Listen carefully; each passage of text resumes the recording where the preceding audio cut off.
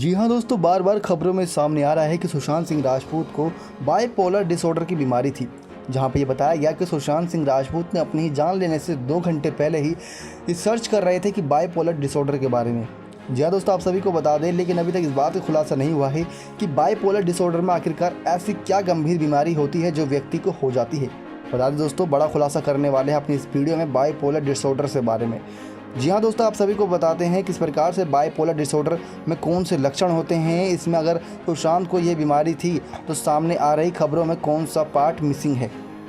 Bipolar disorder क्या होता है, इस बीमारी को पहले जानते हैं। इस बीमारी से जो भी व्यक्ति मरीज गुजर रहा होता है उसमें लक्षण देखने को मिलते हैं कई सारे। इस बारे में विस्तार से जानने के लिए एक क्लिनिकल साइकोलॉजिस्ट डोना सिंह से बात की थी एक मीडिया रीडिंग वेबसाइट्स ने। इन्होंने बताया कि बाइपोलर डिसऑर्डर कोई एक बीमारी नहीं है, बल्कि 2 अलग अलग बीमारियों का एक साझा रूप है। इस डिसऑर्डर में पेशेंट को डिप्रेशन और मेनिया दोनों के एपिसोड्स आते हैं। एपिसोड्स आने की वजह से इसमें काफ़ी सारे लक्षण देखने को मिलते हैं। जिस व्यक्ति में इन दोनों मानसिक बीमारियों के लक्षण देखने को मिलते हैं उन्हें ही बाइपोलर डिसऑर्डर का पेशेंट माना जाता है। अब तक ये बात क्लियर है कि बाइपोलर डिसऑर्डर मेनिया और डिप्रेशन का साझा रूप है। अब हमें जानना है कि जिस व्यक्ति में डिसऑर्डर होता है उसमें किस तरह के लक्षण दिखाई पड़ते हैं। इस बारे में मिसेस सिंह कहती हैं कि बाइपोलर डिसऑर्डर के मरीज में मेनिया और डिप्रेशन दोनों के लक्षण होते हैं।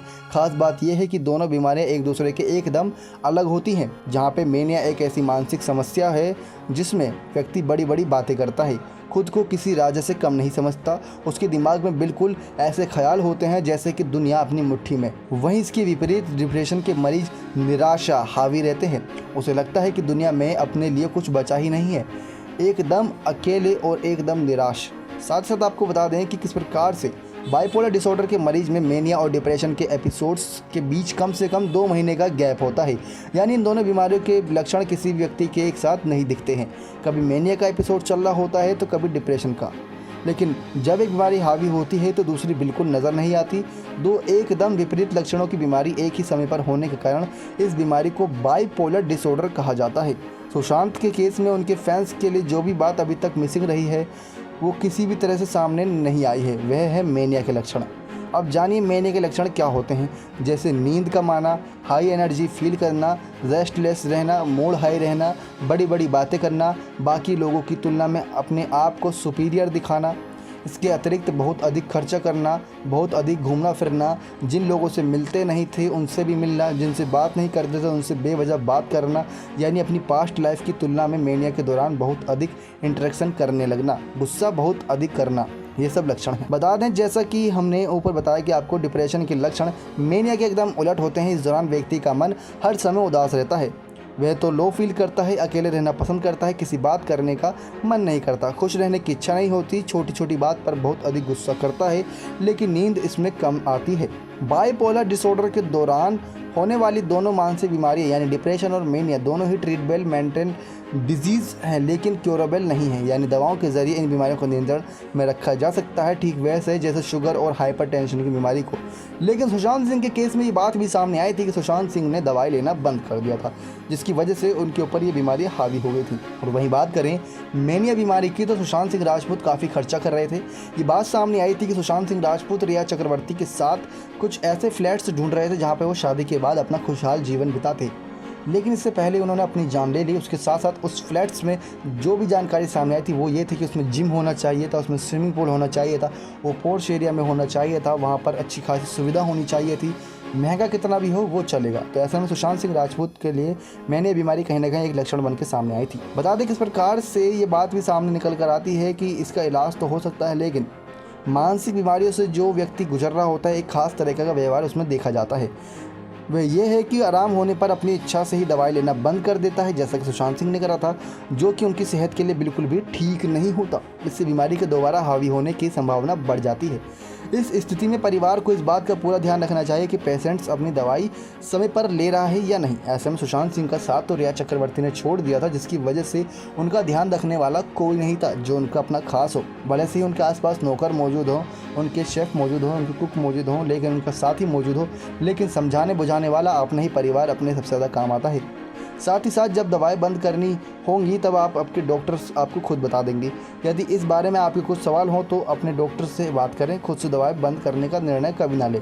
साथ साथ ये कहा जाता है कि परिवार वालों की काफ़ी अहम भूमिका हो जाती है बाइपोलर डिसऑर्डर मरीज के लिए, क्योंकि उनके परिवार को सलाह दी जाती है कि पेशेंट की नींद का अच्छा तरीके से ध्यान रखें, उन पर किसी भी काम के लिए गैर जरूरी दबाव ना बनाएं। ऐसे में सुशांत के ऊपर तो काफ़ी सारे दबाव थे, परिवार का दबाव, बॉलीवुड में नेपोटिज्म का दबाव, रिलेशनशिप में रिया चक्रवर्ती का दबाव, जिसकी वजह से सुशांत सिंह राजपूत काफ़ी ज़्यादा ही परेशान थे और अपसेट थे। तो ऐसे में बाइपोलर डिसऑर्डर की बीमारी के कहीं ना कहीं लक्षण साफ साफ सुशांत सिंह के अंदर हमें देखने को मिलते हैं। उनकी मानसिक स्थिति को समझते हुए उनके साथ प्यार भरा व्यवहार करना चाहिए, लेकिन सुशांत सिंह राजपूत के साथ बिल्कुल ही उलट हो रहा था। बाइपोलर डिसऑर्डर से जो ग्रसित पेशेंट की लाइफ में पारिवारिक, व्यक्तिगत, आर्थिक, सामाजिक कई अलग अलग तरीके की समस्याएं उत्पन्न हो सकती हैं। कई बार व्यक्ति अपने आप को ही जान लेने की जैसी गंभीर कदम भी उठा सकता है, जो कि सुशांत सिंह राजपूत ने कर लिया। कई बार किसी बुरी लत के फेर में पड़ जाता है, जैसे नशा करना, सेक्सुअली बहुत अधिक एक्टिव होना और अपनी सेफ्टी का ध्यान ना रखना, आर्थिक स्तर में ऐसे निर्णय लेना जो हानिकारक या फिर सारी सेविंग्स यूं ही खर्च कर देना आदि शामिल होता है। ऐसे में अपनी एक्सपर्ट से मिलिए और राय लीजिए। लेकिन सुशांत सिंह राजपूत बताते हैं कि उस समय लॉकडाउन था, तब इसी वजह से वो अपने डॉक्टर से नहीं मिल पाए, जिसकी वजह से सुशांत सिंह राजपूत भी काफ़ी निराश हो गए और रिया चक्रवर्ती के साथ छोड़ने के बाद तो पूरी तरह टूट चुके थे, जिसकी वजह से उन्होंने बड़ा फैसला लिया और अपनी ही जान ले ली। तो ये थी बाइपोलर डिसऑर्डर बीमारी के बारे में संपूर्ण जानकारी। आशा करते हैं आपको वो सारी जानकारी मिल गई होगी जो बाइपोलर डिसऑर्डर के मरीजों के अंदर देखने को मिलते हैं लक्षण, और कैसे इसको कंट्रोल किया जा सकता है। बीमारी को दवाई से कंट्रोल किया जा सकता है, दवाई खाना बंद करेंगे तो कहीं ना कहीं आप भी परेशान हो जाएंगे। ऐसे में इस बात का ध्यान खास रखना है किस प्रकार से बाइपोलर डिसऑर्डर के समय में उनका परिवार उनका साथ दे। लेकिन सुशांत सिंह के केस में ये सब उलट था। परिवार से वो बात नहीं करते थे, रिया चक्रवर्ती की वजह से, परिवार का साथ ना मिलने की वजह से सुशांत सिंह के ऊपर निराशा हमेशा हावी रहती थी, जिसकी वजह से साफ साफ देखा जाता था कि सुशांत सिंह राजपूत काफ़ी निराश रहते थे। उनके जितने भी इंटरव्यू, जितने भी बयान सामने आए हैं, जितने भी उनकी फ़ोटोज़, जितने भी उनकी वीडियोज़ सामने आई है, उनकी आंखों में एक दर्द देखने को मिलता है जो पहले नहीं दिखता था लेकिन अब दिखता है। वही रिया चक्रवर्ती इन दिनों किस प्रकार से बड़ी साजिशों के चलते फंसी हुई हैं, लेकिन रिया चक्रवर्ती ने अगर सुशांत सिंह का पहले साथ दिया होता तो सुशांत सिंह व्यक्ति काफ़ी अच्छे इंसान थे और उनके साथ घर बसा के अपना खुशहाल जीवन बिता सकती थी।